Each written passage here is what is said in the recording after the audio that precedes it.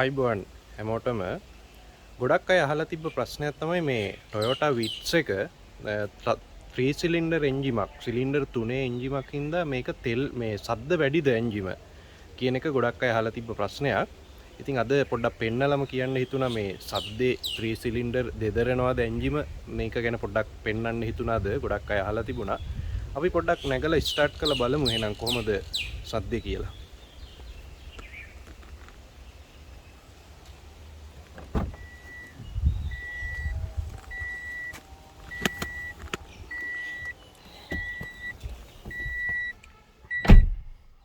දැන් මේ වාහනේ 3 සිලින්ඩර් හැමෝම දන්නවත් අය මං ගාව දැන් මම මේ පාවිච්චි කරන්නේ 1000cc Toyota Vitz 2016 3 cylinder engine එක තියෙන වාහනයක්. ඉතින් මේකේ දැන් කට්ටිය ගොඩක් දැනගන්න බලාපොරොත්තුවෙන් ඉන්නේ මේ වාහනේ කොහොමද මේ ගොඩක් අය කියනවා වාහනේ දෙදරනවා වැඩි ඊළඟට එන්ජින් එකේ සද්ද වැඩි කියලා. ඉතින් මම අද ඒක පොඩ්ඩක් පෙන්නලම කියන්න හිතුණා. දැන් මගේ ගාව තියෙන මේ කී ස්ටාර්ට් තියෙන වාහනයක්. මේ වාහනේ මම කියන්න පළවෙනි දේ තමයි මේ වාහනේ ස්ටාර්ට් කරනකොට සද්ද වැඩි අමුතු සද්දයක් එන්නේ. ඒක මේ Toyota Vitz 2016 අපි බ්‍රෑන්ඩ් නිව් ගත්තත් ඒ සද්දේ ඒ විදිහමයි. ඉතින් ඒක මට මුලින්ම මේ වාහනේ ගන්නකොට මට ටිකක් අමුතු දෙයක් වුණා මේ සද්දේ. නමුත් මම ගොඩක් අලුතෙන්ම බ්‍රෑන්ඩ් නිව් වාහනත් මම අරන් නැගලා බලනකොට ස්ටාර්ට් කරලා බලනකොට ඒ සද්දේ සමානයි. අපි බලමු ස්ටාර්ට් කරලා ඒ සද්දේ වෙනස. දැන් අපි 4 සිලින්ඩර් තියෙන ඔය ප්‍රීමියෝ වගේ වාහනයක් අපි ගත්තාම ඒ වාහනේ ස්ටාර්ට් කරනකොට තියෙන විදිහයි මේකයි සම්පූර්ණ ටිකක් වෙනස් සද්දයක් තමයි එන්නේ. අපි මෙහෙම බලමු. දැන් අපි ඉස්සරම වීදුරුව පාත් කරලා අපි සද්දේ හොඳට ඇහෙන්න දෙපයි. දැන් අපි ස්ටාර්ට් කරන්න යන්න ඕන සද්දේ අහන්න. ටිකක් වෙනසක් තියෙනවා සද්දේ. පැහැදිලි ඇති. අපහු බලමු. අර ඔබට පේනවා ඇති ඇහෙනවා ඇති නිකන් අර මේ ටිකක් ටකරමක් හූරනවා වගේ සද්දයක් එනවා ස්ටාර්ට් වෙනකොට. ඒක බ්‍රෑන්ඩ් නිව් ගත්තත් මේ Vitz එක 3 සිලින්ඩර් නිසා ඒක හැටි. ඔන්න බලමු ආපහු සැරයක්. අන්න ඒ වගේ. එතකොට දැන් ගොඩක් අය අහලා තිබ්බ සද්දේ ගැන. මේක ඇත්තටම Toyota Vitz එකේ ඇත්තටම සද්දේ වැඩි.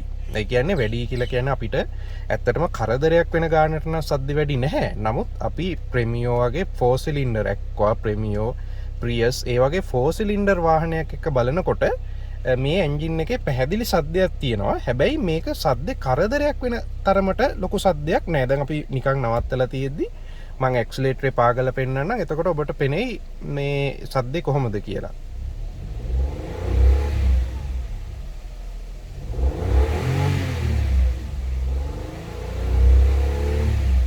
ඔය පොඩි සද්දයක් තියෙනවා. ඉතින් ඒක අපි ග්ලාස් වහගෙන අපි AC දාගෙන අපි ගමනක් යනකොට ඇත්තටම මේ සද්දේ කනකටවත් ඇහෙන්නේ නැහැ. ඉතින් ඒ කියන්නේ ඇත්තටම ලොකුවට හිතන්න දෙයක් නෙමෙයි සද්දේ කියන එක. මොකද මම දැක්කා දැන් සමහර අය කියලා තියෙනවා මේකේ සද්දේ ගොඩාක් වැඩි, මේ සද්දේ වැඩි නිසා මං අරගෙන විකුණවුවා. ඉතින් ඒ වගේ කතන්දරත් කියලා තියෙනවා. එහෙමනම් ප්‍රශ්නයක් මේකේ නැහැ. සාමාන්‍යයෙන් මම අර පෙන්වන්න උත්සාහ කරේ අර තියෙන අනිත් වාහන වලට වඩා සාපේක්ෂව චුට්ටක් සද්ද වැඩි. එහෙම නැතුව අපිට මේ අර මේක මේ මහා කරදරයක් වෙන මේක නිකන් නැගපු ඉලේ ඉඳන් දෙදරන්න පටන් ගන්න එහෙම ප්‍රශ්නයක් මේ වාහනේ නැහැ. දැන් චූටි දෙදරීමක් තියෙනවා. අපිට ඒක නම් මම තනියම කැමරාවෙන් පේන එකක් නැහැ. සාමාන්‍යයෙන් සිලින්ඩර් 4 එන්ජිමේ වාහනයකට වඩා චූටි වයිබ්‍රේට් එකක්. දැන් අපි මේ කණ්ණාඩියක් දිහා ඒක කැමරාවෙන් පේන්නේ නැහැ. යාන්තම් වයිබ්‍රේට් එකක් මේ වාහනේ තියෙනවා. ඒකත් තමන් ඒක අපිට සිතිය යුතු මට්ටමේවත් එකක් නෙමෙයි. ඉතින් ඒකයි තත්ත්වේ. දැන් අපි වාහනයකට ඕවර්ටේක් කරනකොට එහෙම මේ සද්ද එනවා ඔබට ඇහෙනවා ඇති.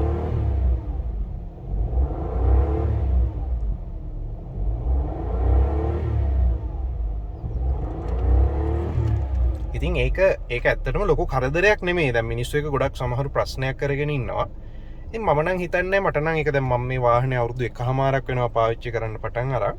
මට නම් ඒක කවදාවත් කරදරයක් විදිහට හිතිලා නැහැ. ඉතින් වාහන වල එන්ජින් වෙනස්, විවිධාකාර හදලා තියෙන විදිහ වෙනස්. ඉතින් ඒ නිසා මම හිතනවා මේක ප්‍රශ්නයක් කරගත යුතු නැහැ කියලා. ඉතින් අද බොහොම කෙටි වීඩියෝ එකක් කරේ. මේ ගොඩක් අය මේ ප්‍රශ්නේ අහලා තිබුණා මේ 3 සිලින්ඩර් නිසා එන්ජිම දෙදරනවද සද්ද වැඩිද කියලා. මම හිතන්නේ ප්‍රශ්නෙට උත්තරයක් ලැබෙන්න ඇති. මම පෙන්නලම කිව්වේ ඒකයි.